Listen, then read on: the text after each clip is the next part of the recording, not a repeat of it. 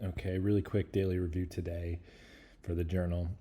I don't have much time. It was a long day, but we had a huge expansion day down with the FOMC press conference, Powell's press conference. It was very hawkish and the market tanked. So, obviously, in hindsight, it's a lot easier to see, but this is the previous week low that was taken out. And, I guess all the market needed to do was last week taking out this high into this gap.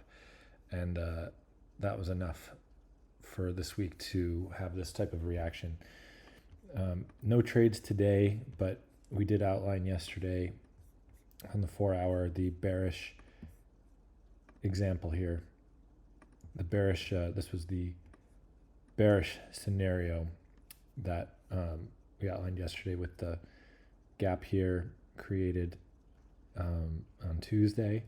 And then the market started to sell off a little bit on early morning today in early New York, London, early New York. And then at the time of the news, it had a big whipsaw up. And if we just look it up here, Monday, Tuesday, Wednesday, this spike comes right up to monthly open.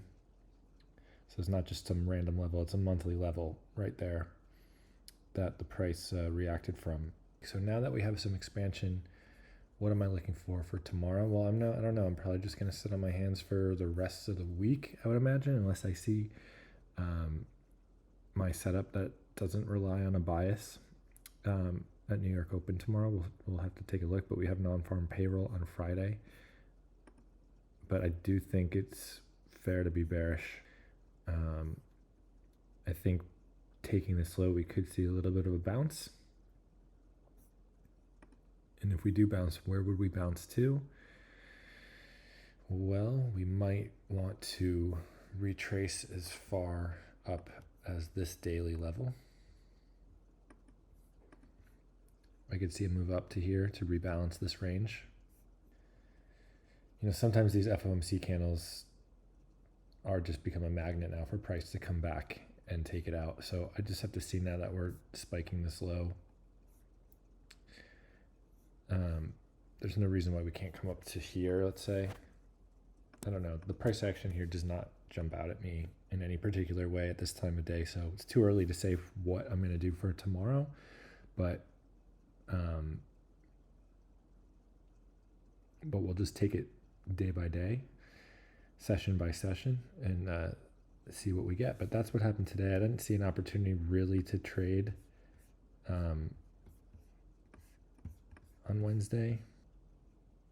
Asia range, London spiked the high,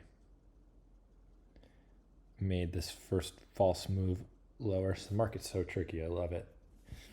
We get this first move. It's a very choppy move down. And then the market spikes at the news and then does the real move after that.